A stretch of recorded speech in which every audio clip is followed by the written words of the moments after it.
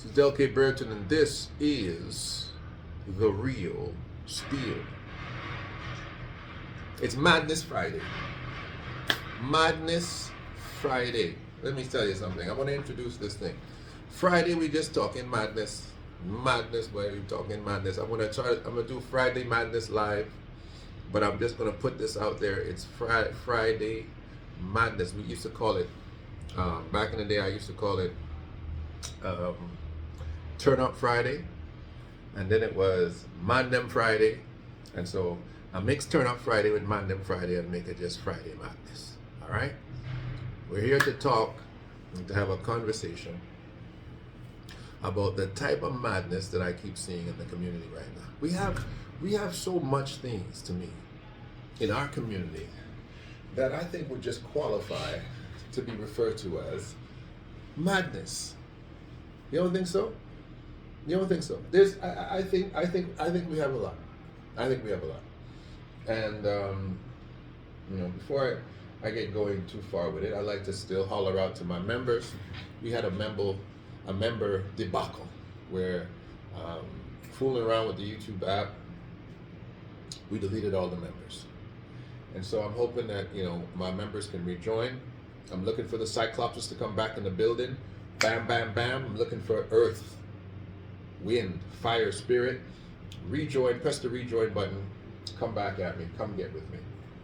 Listen, some of the things that I consider to be madness is the interesting amnesia that we have gotten in respect to Africa and the African diaspora, of how they behave and function within each other. Black people, let's have a conversation about ourselves. You know what? One of the things that we have overlooked is the strong historical situation of I'll call it the Arab slave trade. The Arab slave trade. The historical Arab slave trade was started in about the 7th century, basically as soon as Islam jumped on the scene. And not just the Arab slave trade of historical magnitudes, but what is taking place right now in Eastern Africa. Can we talk about Eastern Africa for a minute? Eastern Africa and Western Africa have some very different, very, very polarizing politics. Like it's as far as the East is from the West, as they say. West Africa, as many of you know, is a place for, it's a great vacation spot. It's you got Nigeria, you got the Ivory Coast, you got the soccer players, you got Ghana, you got Togo, you have and a litany of other countries. Not all of them I have visited. And then in East Africa, some of the places I've gone to Ethiopia, gone to Kenya, and then talking about places I've never been to, places like Zanzibar, Tanzania, and I think you can throw, I don't know where Uganda is on that. Uganda is kind of close to that, but I'm not even talking about that. But they're referred to as Nilotic Africans, the Eastern. And when we talk about the West African slave trade, had nothing really to do with East Africa for a multitude of reasons, which is almost oxymoronic in what I want to talk about. So the West Africans, in their desire to basically be very tribal, they, through factions, traded each other off and had relationships with the colonizer to essentially assist in the West African slave trade. The West African was selling his brother to the colonizer. The East African doesn't have the exact same story. The East African participated in what I would refer to as cultural slavery or religious slavery. The Muslims were trading non-Muslims. And if you're a Muslim, I'm going from the 7th century on. If you're a Muslim, you weren't part of no slave situation at all, most of the time, with the Arab Islamic, and I really want to call it the Islamic slave trade. I don't want to call it the Arab slave trade because it makes it seem like only Arabs are in the East. It was Islamic, of African Islamic people Some were potentially Arab, but most of them were African Islamic slave trade. They had a very different dynamic. And then we put the Arab piece on it this way. Currently, North Africa, and then the eastern area of Africa, we still have real oppression happening there. That is slavery. It's, I don't know if many of you know, there are a lot of people still being taken advantage of in East Africa and North Africa right now. And it's so interesting to see that and I'll do some housekeeping here.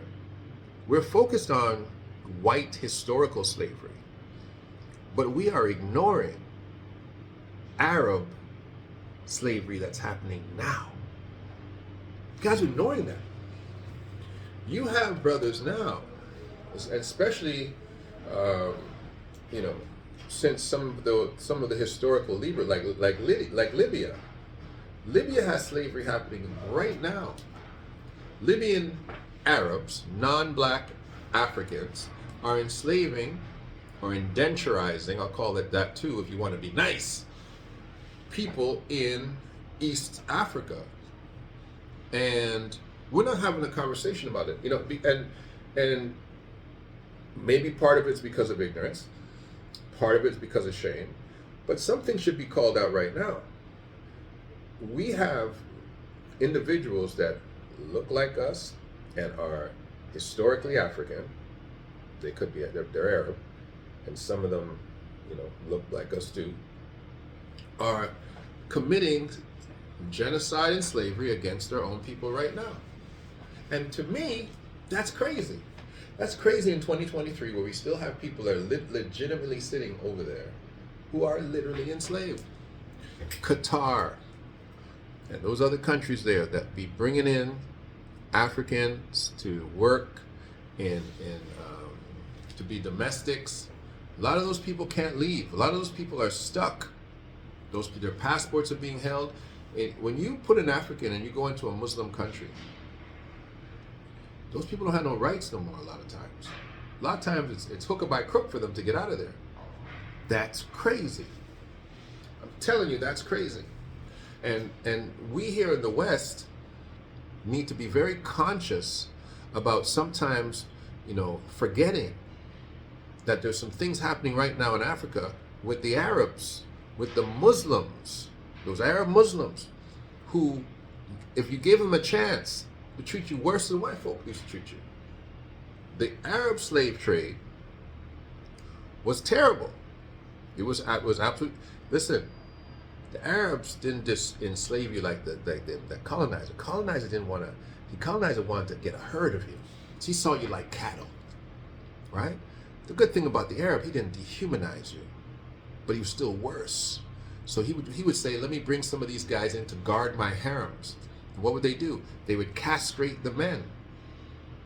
That's right. They wanted them to be in a position to guard their fortresses and guard their women and guard their wealth.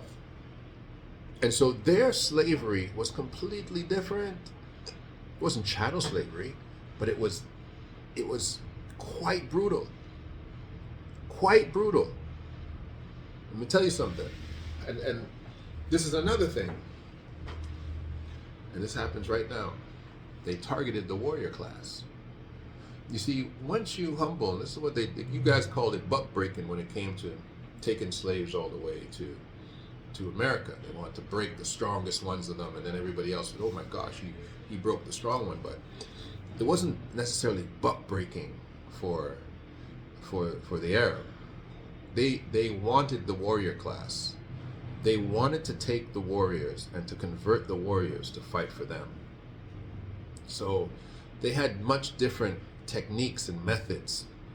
They wanted to identify who are the strong, who are the leaders, right? And then, you either castrate the leaders and put them in positions to guard your stuff, or kill those leaders and cause the other ones to swear allegiance to you because they would kill the leader. They weren't wasting slaves over there in the colonies. But the Arabs, they want to make sure who's the leader. Cut his head off, cut his arms and legs off, you know, so that they know that we're going to do the same to them because we've done it to their leader. Let me explain something to you. The warrior class needs to rise up again. The warrior class of black men and women need to rise up. And the warrior class was always an intellect strategy class too. They would rise up and recognize and realize who were their enemies, who was coming for them, and how to insulate themselves about what was coming next. It's interesting when you study. I study history in a way where I'm trying to get lessons for today. And what the East Africans are, the East African Arab slave trade, let me know, is that everybody who's a brother ain't a brother. And let me know that you got to recognize that right in your own backyard, right in your own household, you got individuals who are trying to put you in a position to make you a cuckold slave, to put you in a position to castrate your manhood. We have a culture that is coming after the warrior class of us. The warrior class of us are those of us who have both the talent, the intellect, the strength, the fortitude, the brilliance to be great. And this is the last part, to inspire others. The greatest gift a man has, the greatest gift of the warrior, is to inspire his brothers to scream out and to run to battle with him. I hope today I inspire some warriors who recognize that there was two types of us. There was ones in the West that sold your brother so they didn't have to see you again. And there's ones in the East who said, I want their strength, I want their vitality. I'm going to castrate them and keep them to work for me. We have to recognize, man, sometimes your enemy ain't just somebody called a white man. Sometimes your enemy looks like you. He knows your territory. He knows your culture. He knows your language. He lived where you lived. Sometimes the enemy is also from within. It's important. I'm talking to the warrior class. It's crazy, Madness Friday, but don't let the madness consume you. This is Del K. Brereton. This is The Real Spiel. This is a moment in the history of the black man. The culture never stops. You never stop learning your culture. I'll talk to you all soon.